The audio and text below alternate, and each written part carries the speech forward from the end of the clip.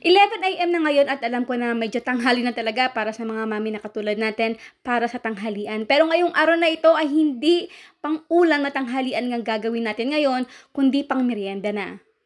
So dito bumili ako sa tindahan ng nanay ko. Ito tomato sauce lang yung kakailangan na natin ng 19 pesos. At yung mga sahog naman na gagamitin natin na mga katulad nito, ito yung mga tira lang na mga sahog natin sa mga nakaraan nating recipes.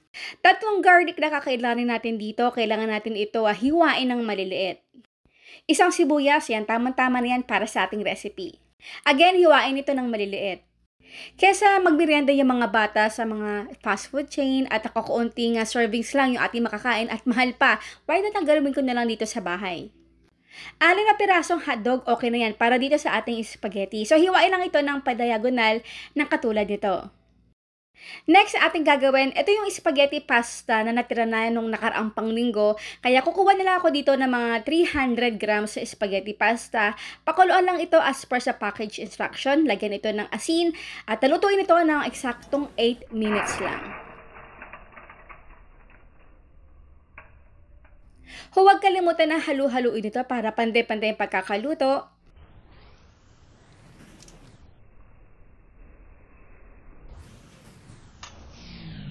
Kapag al dente na o right cook na na ating pasta at kapag ayan, nakukurot na natin, okay na yan at hanguin na natin.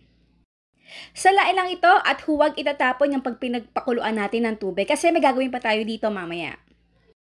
Next na ating gagawin, naglagay lang ako ng kaunting mantika dito sa ating kaldero at ito, lutuin lang natin yung ating hotdog for 3 minutes.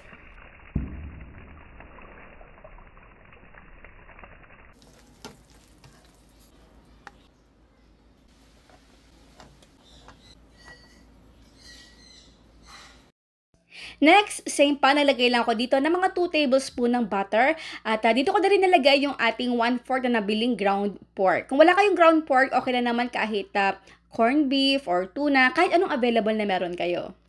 Asin, huwag kalimutan. Then after that, nilagay ko na rin dito yung ating garlic, onion, at yung ating bell pepper. Again, kailangan natin ito lutuin hanggang sa mawala na talaga o nag-absorb yung tubig nito.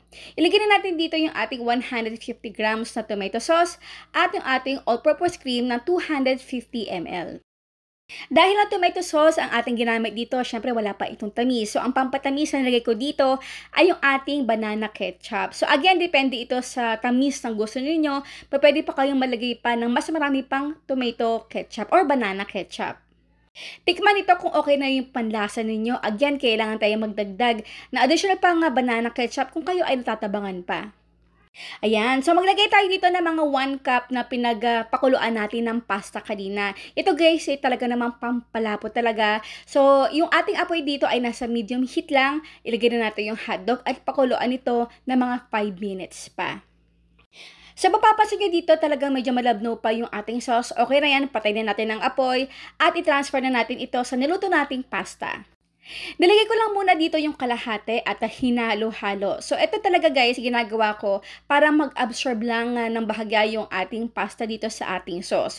So, hinahayaan ko lang muna ito lumamig na mga 30 minutes. Again, tsaka ko ito ilalagay yung natira pang sauce kanina kapag medyo lumamig na. Yung unang nilagay natin dito na kalahati ng spaghetti sauce, ito kasi yung talaga mag-absorb pa hanggang sa pinakalooban ng ating spaghetti pasta.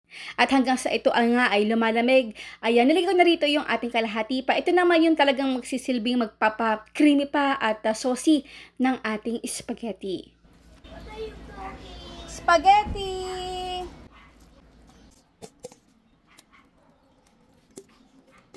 Aba, ito syempre hindi mawawala yung ating cheese. Ayan. So, kaya pala ganyan kadaliit yung ating cheese kasi baligtad ang aking pagkakagamit ng ating cheese grater.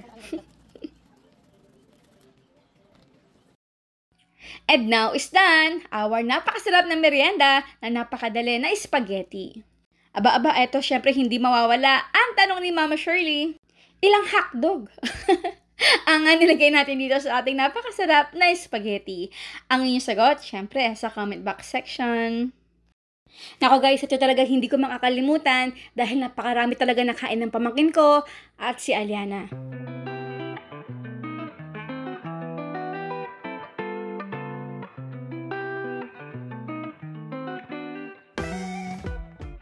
Tara na guys, wala na patumpik-tumpik pa. Kain po tayo. Wow, grabe, ang sarap talaga. Maganda kasi dito guys, ako control natin yung tamis ng timpla ng ating spaghetti. Yung talaga hindi siya matamis sa para na nagiging dessert na yung ating spaghetti, diba? So ayan po, maraming salamat sa inyo lahat. Ang ating outro. Keep safe, be healthy, and be happy. Bye!